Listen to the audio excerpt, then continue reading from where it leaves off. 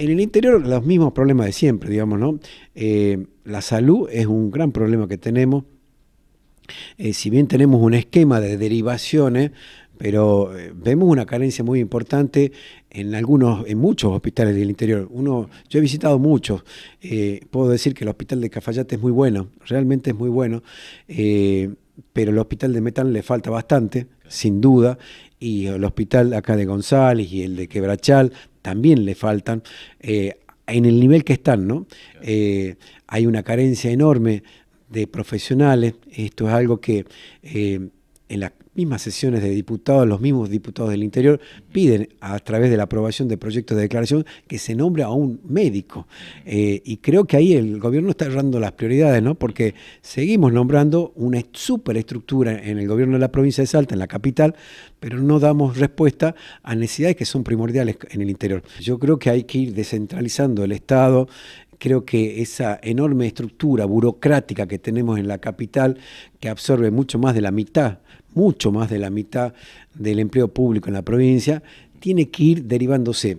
Yo pongo un ejemplo, mira, ahora se aprobó la creación de un área la reforma de la ley de transporte interjurisdiccional para crear áreas regionales de transporte, tomando el ejemplo del área metropolitana, hacer lo mismo en la región.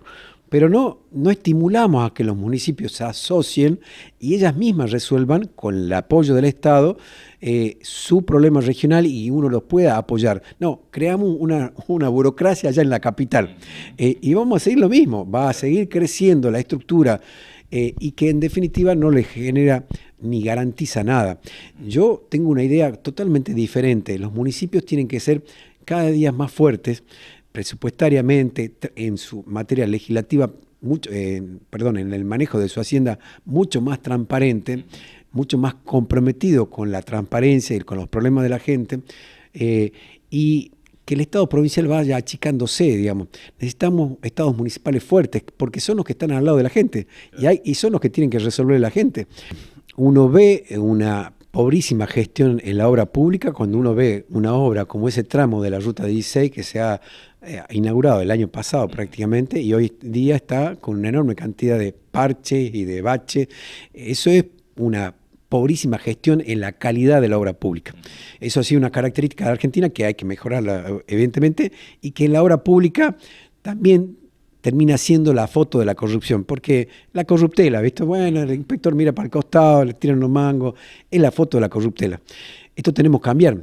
Fíjense, en Paraguay se acaba de licitar y están empezando los trabajos para completarse los últimos 200 kilómetros que tienen que ver con el corredor bioceánico. ¿Y cómo contrata Paraguay? Le dice la empresa, bueno, vos hacer la obra, pero vos la mantenés durante los próximos 5 años.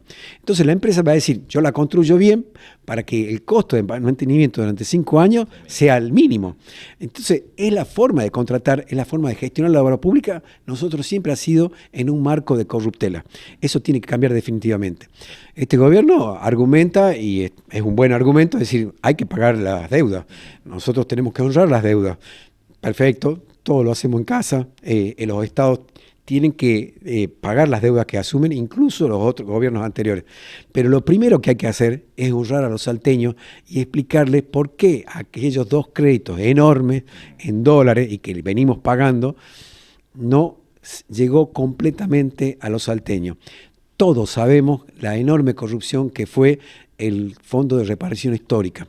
Todos sabemos, y hasta el mismo gobernador lo ha dicho, la enorme cantidad de obras y de carteles de obras, que hay en el norte de obras que nunca se hicieron. Acá tenemos un ejemplo en el Galpón, que no era exactamente de esa línea de crédito, pero era el mismo ejemplo de corrupción, como es el caso, el otro día lo visité, en el Galpón, la planta de depuradora.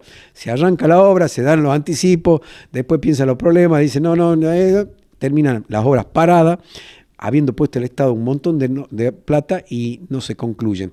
Entonces, la obra pública en Salta, sobre todo en los últimos 20 años, le diría, ha tenido un enorme marco de corrupción.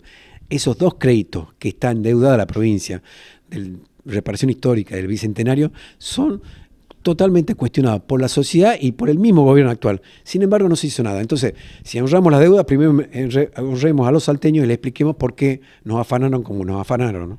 los diputados del oficialismo tienen la mala costumbre de confiar en su líder y decir, bueno, el gobernador va a ver cómo hace con la plata. No es así. Tiene que estar claramente establecido para qué se va a usar el dinero y que no para cosas que no tengan que ver. Como yo le digo, no ha hecho un racionamiento del Estado, de su aparato administrativo para gestionar la provincia, y que seguimos gastando en algo que no es la prioridad para los salteños, ¿no? ¿Qué pasa, por ejemplo, con justamente, ¿no?, la estructura política en la provincia de Salta? ¿Hubo también un ajuste así? No lo hubo, sin ninguna duda no lo hubo. Tenemos la misma ley de ministerio desde el año pasado, hace 2 años. Es decir, la ley de ministerio es la que establece la cantidad de ministerios, la cantidad de secretarías y cómo es la estructura del gobierno de la provincia. Es la misma de hace 2 años. Es decir, seguimos con un mismo gobierno, con la misma cantidad de ministros y secretarios, que es grande, de una época de abundancia, digámosle así. Y evidentemente, los tiempos que estamos viviendo, ese aparato se tiene que achicar. Yo siempre doy ejemplos, porque digo, para eso es un discurso vacío. No. Yo les pongo un ejemplo. La provincia tiene activos turísticos que se llaman el teleférico, el tren a las nubes, y hay otros más, digamos, en cuanto a hoteles y demás. Cada uno de ellos tiene un presidente y un directorio. ¿Por qué no hacemos un solo ente de turismo donde reúna a todos los activos turísticos y se gestionen en forma integrada? No, tenemos un presidente y un directorio por cada activo. Claro, en definitiva uno mira quiénes están ahí y son tropa política de Gustavo Sáenz. Entonces no racionalizamos el Estado, no lo hacemos más eficiente desde una mirada mucho más crítica, y la única prioridad del gobierno es mantener la tropa política. Esa es su primera prioridad. ¿Cree que en algún momento esto se va a estabilizar? ¿O no? ¿Cuál es su posición? Los datos parecieran ser alentadores, digamos. Y también es alentador, y yo lo digo con mucha honestidad, a esa voluntad que tiene la gente y ese sacrificio que pone la gente de aguantar.